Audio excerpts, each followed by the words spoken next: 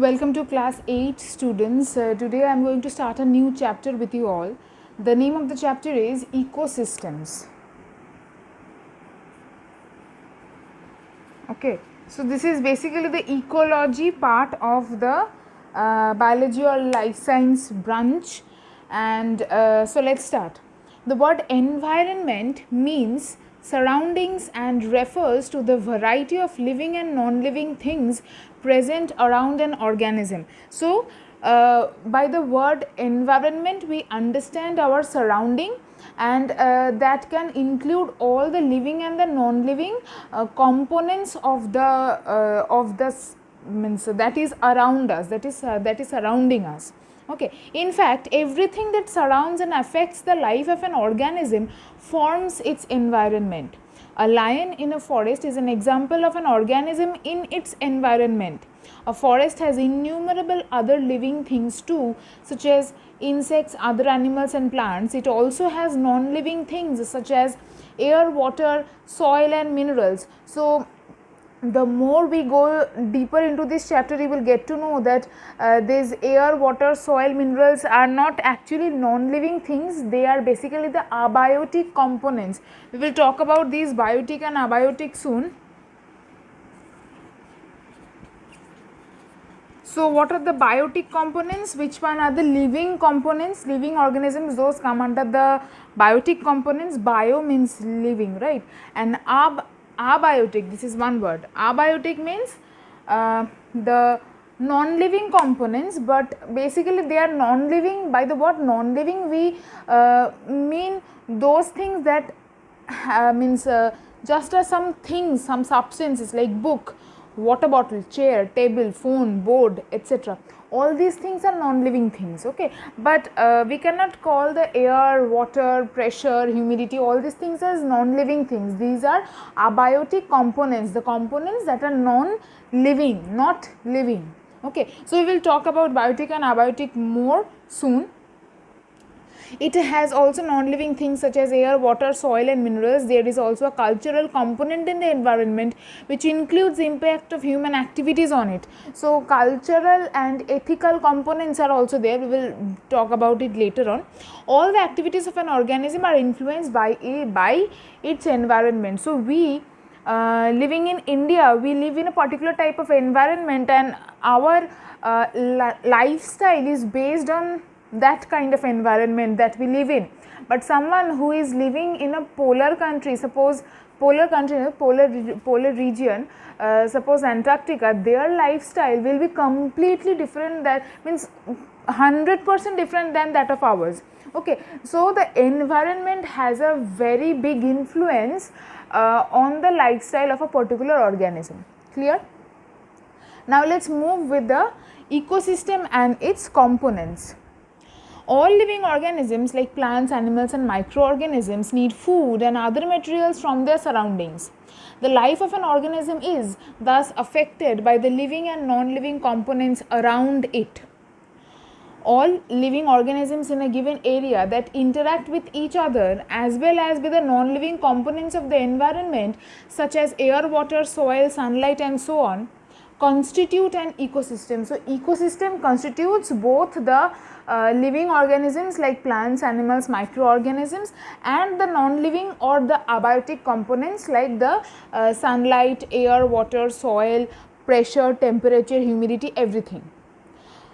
There is a continuous exchange of energy and matter between the living and the non-living components of an ecosystem. Obviously, there is a continuous exchange of energy and matter because we living organisms get the energy from the sunlight, and means the primary producers are the plants. They take the sun energy from the sun and they make food energy, and from that we omnivores also get energy from that. So obviously there is a constant exchange of energy and matter between these living and non-living, or better words we can use biotic and abiotic components. Okay, an ecosystem has two main components. Right now they are saying about biotic and abiotic. See, an ecosystem has two main components, biotic components and abiotic components. Okay, What do the biotic components include? Plants, animals and microorganisms.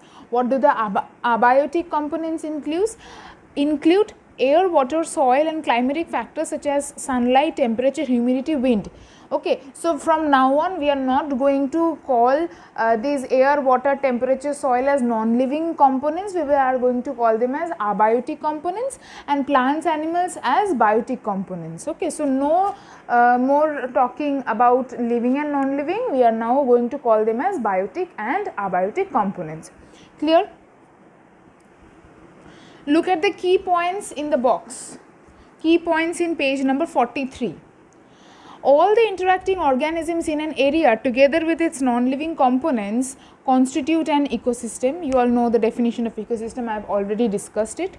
Next box, you will find an interesting information in it. The study of the interaction between living organisms and their environment is called ecology.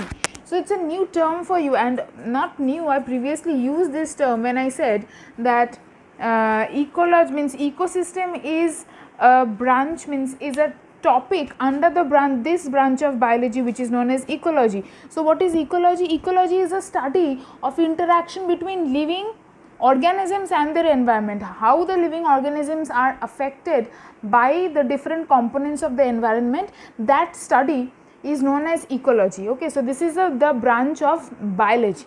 Now, this word ecology is derived from the Greek word oikos.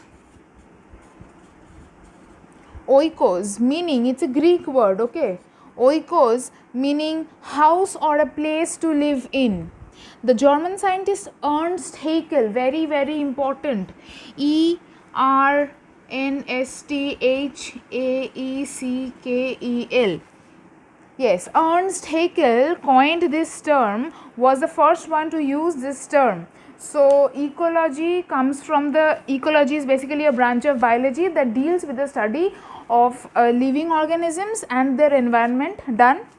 Next, it is derived from the Greek word oikos. You will write oikos in inverted commas, which means house or a place to live in, and this term, this ecology term was first used by Ernst Haeckel. Okay, so clear?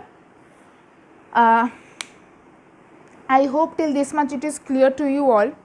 This chapter is quite big actually, but also very easy. Okay, so even though the chapter is quite big, it is very easy. And then we are going to talk about the different biotic components and the different abiotic components one by one.